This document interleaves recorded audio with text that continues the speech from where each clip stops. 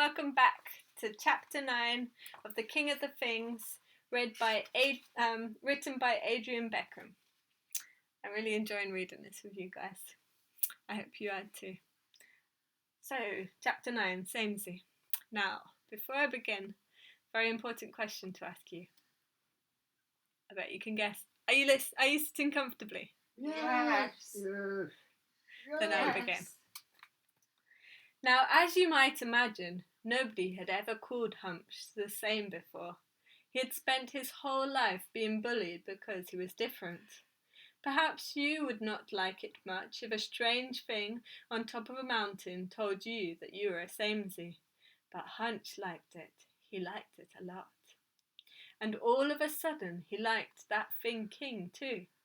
He was so happy for a moment he forgot to be frightened any more, and he simply said, "Why, thank you, your majesty." To that the king of the things and all his minions around him fell about laughing and cabortling some more. Hunch just stood there smiling and suddenly began laughing with them. He never would have laughed at them, for that's quite a different and far more dangerous thing. When the hoots and the howls and the warbles and wallaboos of laughter had subsided, the king said, "Drummers, prepare yourselves. Samesy, dance!" Hunch dropped his smile. Dance? He couldn't dance. Everyone in the village knew that. The hump on his back kept him from balance, and the walking stick got in the way. Tax laughed a lot at him, but never louder than when Hunch tried to dance. He could not get his feet right, his arms or his back, and this all threw his temper right out. He knew it, and now here he stood, in a circle of unimaginable creatures, and of everything their leader could have asked of him. The thing king had demanded to watch him dance. Oh, why was luck never on his side? Dance! Dance! Roared the king. He had 10 long fleshy stems growing out of his head, with a large rolling eyeball blinking red at the end of each one. Rat-a-tat-tat! Rat-a-tat-tat! Bang! Rat-a-tat-tat! Rat-a-tat-tat! Bang! The things beat those bones upon the dead white tree trunks where they sat, and Hunch began.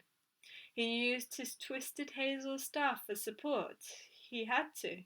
He tapped his feet, he jumped a little this way and that, he bobbed up and down in a giddy lurch, he threw his hands one way then the other, and he tried his best to smile. "Stop the drumming!" shouted the king of the things. The drumming stopped. All the things sat in the circle, quieter than a hiding mouse. They waited. Hunch waited. Was this the moment they would eat him? "That was brilliant!" exclaimed the king of the things. "We shall have you back tomorrow." "Tomorrow?" gulped Hunch, hearing his own voice squeak. "Yes, tomorrow," laughed the king. "We things only come and drum when the moon is full. One night waxing full, that's tonight. One night waning full, that's tomorrow." Then the thing king, many tentacled eyes and all twisting together, and grew into one as he said, "You will come back tomorrow, won't you?" Hunch liked the king a little more than upon first sight, as you know, but still he was petrified. If he could leave this place alive, he never planned to come back. The king of the things must have sensed this, for that one enormous eye narrowed as he said, "I tell you what, Samesy, I shall give you a gift. Half now and half later when you return." With that he reached out with one long leg and opened up a large fold of wrinkled skin that for a moment sat there hidden at the side of his head. A dark hole opened up below it, belching green steam. With his noses at the end of his toeses, he reached into the hole and squished and squelched and squallowed around. Then, with a pop and a puff, he pulled out a leather pouch, all dripping with snot green slime. Here you go, Samesy. We like you. Take this, he said, and held the bag forwards, towards the hunchback. Would you have picked up that belching parcel of slivery gunge and taken it out of the king's nostril hand? Hunch did not dare insult the king. The bag was about the size of a football. He reached for it. Its heaviness took him by surprise, and he almost dropped it. The slime seemed very sticky. Yuck. It caught on his hand and started trickling down his arms. Open it! Open it! The king of the things. Rat-a-tat-tat! Bang! The drummer's hands and the feet and claws and paws and feathers and tails danced, bone on wood. Hunch did as he was told. The bag had a length of leather twine around the top, and it was tied very tight. Hunch wriggled his fingers in and shuffled them about. The pouch opened and belched green clouds of mist. Ugh. And there inside the bag, Hunch's eyes almost popped out of their sockets. He had not expected this. This was wilder than he could ever have imagined. Not him, not Hunch, holding this. The bag was so heavy because it was full of gold. Big coins, little coins, thick coins and thin coins, all a-gleaming, all a-glimmering, all gold, all his. Hunch stared at the king of the things. Right now he was a sort of huge eagle butterfly with whiskers and a long feathery tail. Is this? Asked Hunch, but before he could finish, his tongue seemed to stick in his mouth with surprise. He could not speak. For you, the king of the things. For your excellent dancing. That is half. Yes, half. Come back tomorrow, entertain us, and there shall be more. Hunch just nodded. He didn't know what to say.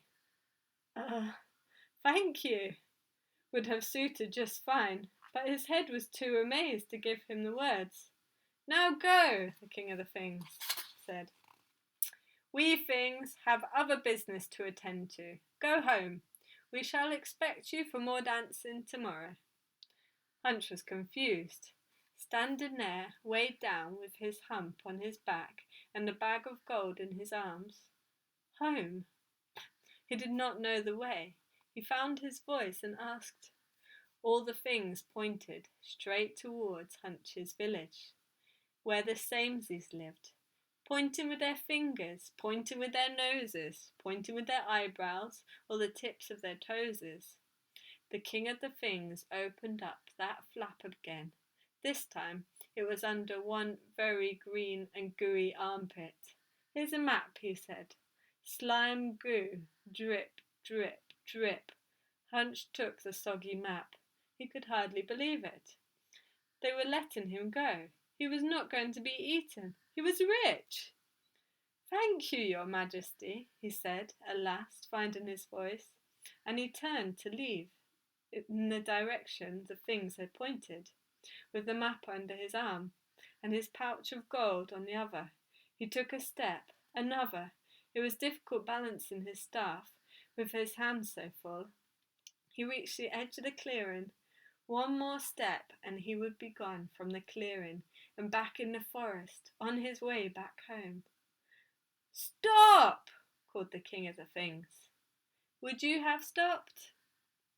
Hunch did think of running into the shadows, but he knew the forest stretched out far ahead of him, and did not much like the idea of all those strange and terrible, indescribable things leaping and climbing and swooping and burrowing through the forest after him. Yes, your majesty? Asked Hunch, turning with a little bow, his knees knocking and his hands all a-tremble. Was he not going to escape with his life, let alone his gold after all? In that moment the gold did not even matter. All he wanted was his life. The king of the things glared at him with the tips of his squinted ears. How do I know you will come back? Yes, if you do, you get more gold. But now you have enough gold to make you rich for a whole life long in the world of samesies. You samesies are all the same on the outside, but you are different on the inside. Some of you are greedy and could never be happy, because you want more, more, more. That samesy would come back. But some of you are grateful for what you have, and even enjoy sharing it.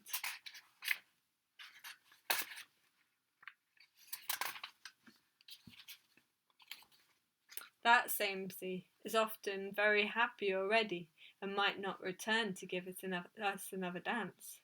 The king of the things frowned with his pointed nose and said, What kind are you? Samesies are all the same on the outside, but on the inside they are different. Some are better, some are worse.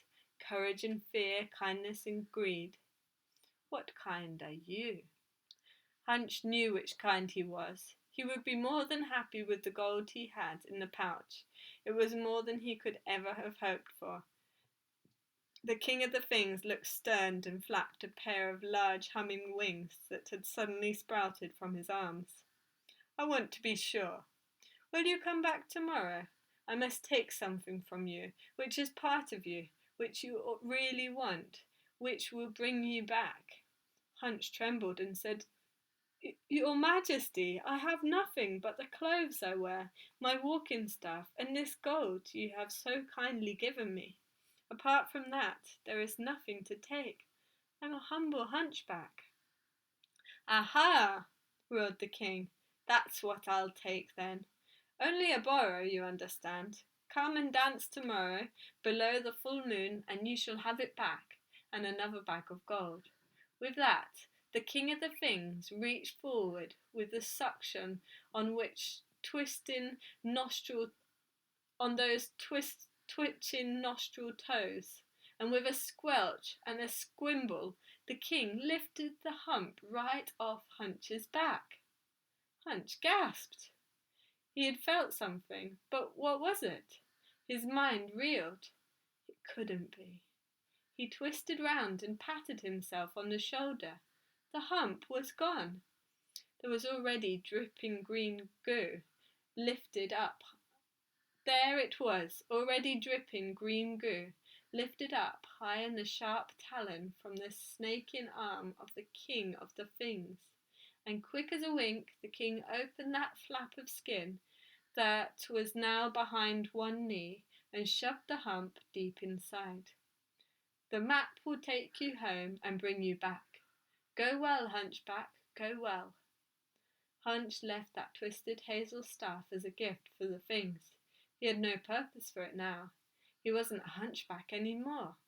Hunch could have sworn all those things sat in the circle of dead fallen trees were waving at him. Hunch waved back as he set off towards home. He was standing tall, taller than he had ever stood before. He felt a new person. Such a weight was lifted from him. The only weight he carried now was that pouch full of gold coins. As he set off through that fearsome forest, he even began to whistle. He had met the dreadful, unthinkable things that lived in the woods, and they had not been half as bad on the inside as they were on the outside. Why, he would even call them his friends. Soon the soft silvery light of the dawn crept into the sky and cast frail fingers of light among the branches. Birds began to twitter and whistle, and Hunch whistled too. And as he walked along, he found that the map soon led him onward through the forest, perhaps faster than he might have asked for. So lovely it was there among the trees. Golden beams of sunshine began to splash through the trees. Hunch sat himself down for a moment, and before he knew it, There in the blanket of sunshine he dozed off to sleep. He had not been asleep for long, he knew it, for still the shadows of the trees cast long fingers across the forest floor, as they do at sunrise and sunset. A gentle breeze had woken him up. He stood up and then gasped. The map had blown away. He searched for it, this way and that. Which way was the wind blowing? He could feel it coming at him through the trees, and watched the leaves bend gently to the breeze's will. He stood tall on his tiptoes and peered through the trees, but he couldn't see the village. A new panic entered his heart. Was he to stay lost after all? He was no longer scared of the mysterious, nameless things that lived in the wood, but still other creatures lived there. Wolves, bears, snakes. With each passing moment he wondered if he was walking the wrong way, back to the things, or somewhere altogether different. There in the vast wild wood, the creatures of the forest gave startled calls all around him. Suddenly there was a flash of something dark up there in the uttermost branches. A shadow leapt through the trees across his path. Hunch almost screeched in fright. He took a startled step backwards, raising his arm to protect himself. He felt small claws leap on his back. Hunch flinched, but only for a moment. Then he laughed. Quiz's face appeared as she leant across to rub his nose with hers. Her eyes had widened with surprise. Where was his hump? But she had another surprise for him. There, held firmly in the tight roll of her bushy tail, was the map. His friend had saved him. Were they near the forest edge, after all? Hunch thought Quiz might simply leap through the trees and ask him to follow her, as she had so many times before, when he had never dared enter the forest. But this time she just sat there, balancing on his shoulder. Hunch consulted the map, and soon the pair were travelling along together, as Hunch told Quiz all he had seen and done. It was not long before the gaps between the trees began to widen. The tree tops danced with small shadows, and the other squirrels were all about. At last, Hunch and Quiz stepped out beyond the very edge of the woods, and there were the fields that led to the bridge and home. Come on, Quiz. Will you be extra brave with me this morning? Come with me to my cottage. Not into town. We don't need that place anymore. You knew it all along, didn't you, little friend? Let's go. We have an adventure to begin. With that, Hunch headed back for the cottage. Quiz balanced on his now much smaller shoulder. She wrapped her bushy tail around his neck like a soft scarf. That's the end of chapter 9. One last chapter to go. Chapter 10 in the next instalment. Hope you've been enjoying. See you soon.